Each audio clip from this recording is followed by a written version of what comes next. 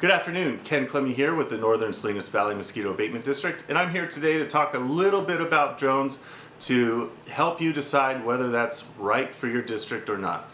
So I just kind of want to run through a couple of things, maybe some tips, maybe some tricks, maybe it's stuff that you already know. But while we were waiting to get our Part 107, pass our test for the DPR, and get the proper insurance for the district, we picked up a Phantom Pro. And so the Phantom Pro was designed to just practice on it, and get used to it, so when the Matrix 5000 came, we would have the skills that we needed to treat the areas that we needed to treat. And so with that, we would practice with that. We would do weekly trainings with the technicians and do little obstacle courses. Then we started getting into filming. So we started doing some filming for our social media. We've had some ups, we've had some downs. It takes really good pictures, and so we really started to get into the social media aspect for the district. And like I said, for our social media aspect, we got really into it, but safety is the biggest factor that you need to consider. Consider the area, consider the source, consider, I mean, right there and there, could have lost the Phantom. And it was a shock to me. I was right under the wires. I don't know why I didn't see it, but you know, that was a learning lesson. So with safety in mind, we came up with the mobile drone launch site. The mobile drone launch site has everything that we need.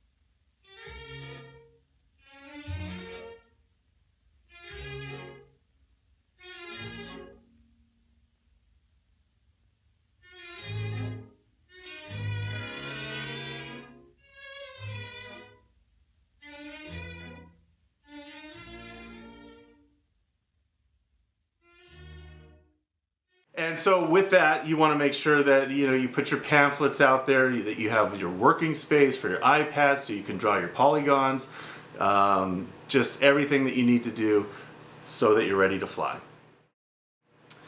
Once we get out there, we mark off the area with cones and make sure that everybody knows that's the landing spot, that's the takeoff spot, and we do mark all of our batteries. That way we know each one has a specific number on it, and we match it up to the same port every single time. That way we keep track of the batteries and there's no confusion out in the field. Pre-flight inspection. Confirm all hex screws and boom, spray boom is securely installed.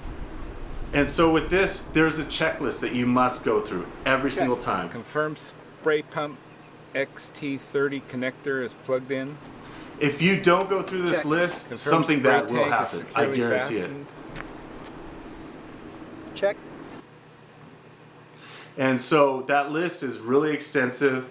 A couple of times we've had a loose this or a loose that, and in landing, we've almost lost the whole rig.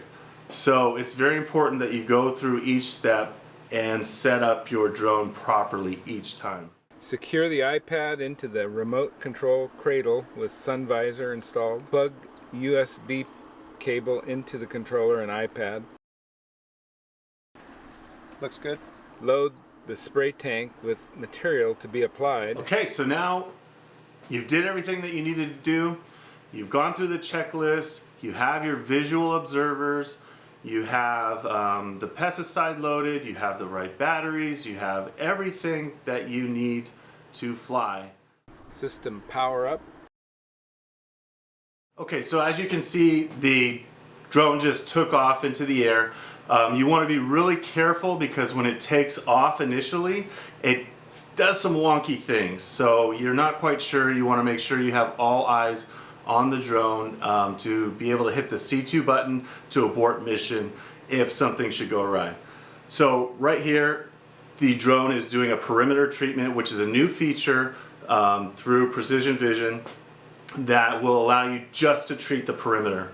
The initial setup of the drone may be timely, but there are about 4 or 5 ponds in this area that we can hit all of them. And that's where we gain our efficiency, is that we can just hit everything from that one spot, where this pond by hand would have taken us about an hour to treat. This drone can go in there and knock it out in a matter of minutes. And you know, clearly the open water, you don't need to treat, you just need to get into those thick tule areas. And so this is a great tool for us. Obviously we'll have to go back and hit the tules over there, but that's okay. In this area we do get pond fluctuation, so as long as we're hitting that edge and hit it with a product that'll last, we should get some good coverage here. Okay, so we're just going to call this a successful mission and go ahead and bring it back home. You know, you want to make sure that everybody on the ground knows that you're complete, that you're coming back in. Communication is very crucial in this kind of operation. This thing could literally maim somebody, and so you want to make sure that everybody is ready and that the mission's complete and you're coming back home. We added some high visibility tape to it just because you cannot see this thing when it's in the air.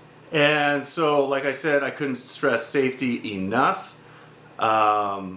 This was a return to home feature that we used. I don't recommend using a return to home feature because it will return to home. It doesn't care about anything that's in the way. It just finds the fastest way to come home. And the fastest way to come home was right through this tree.